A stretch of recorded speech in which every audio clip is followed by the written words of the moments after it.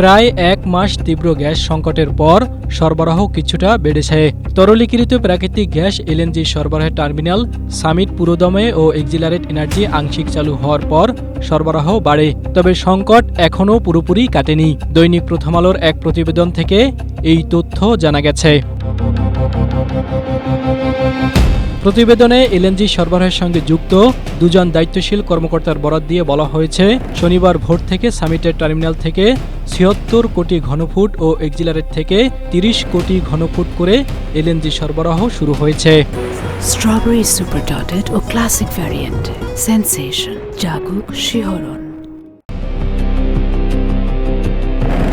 বিদেশ থেকে আমদানি করা এলএনজি সরবরাহের জন্য কক্সবাজারের মহেশখালীতে দুটি ভাসমান টার্মিনাল আছে।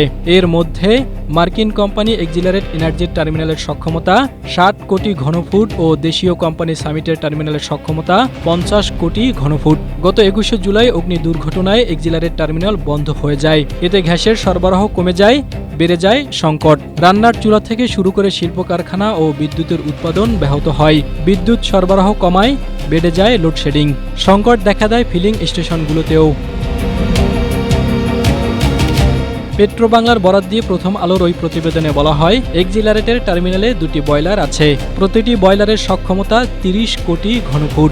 এর মধ্যে একটি আগুনে ক্ষতিগ্রস্ত হয়েছে।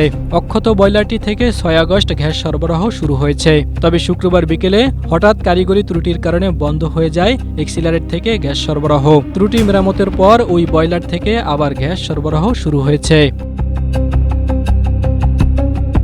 দেশে দিনে গ্যাসের চাহিদা ৩৮০ কোটি ঘনফুট। যদিও স্বাভাবিক সময়ে ২৭০ কোটি ঘনফুট পর্যন্ত সরবরাহ করে রেশনিংয়ের মাধ্যমে পরিস্থিতি সামাল দেওয়া হয়। এর মধ্যে এলএনজি থেকে সরবরাহ করা হয় ১০৫ কোটি ঘনফুট গ্যাস। জাহিদুল ইসলাম, এশিয়া পোস্ট।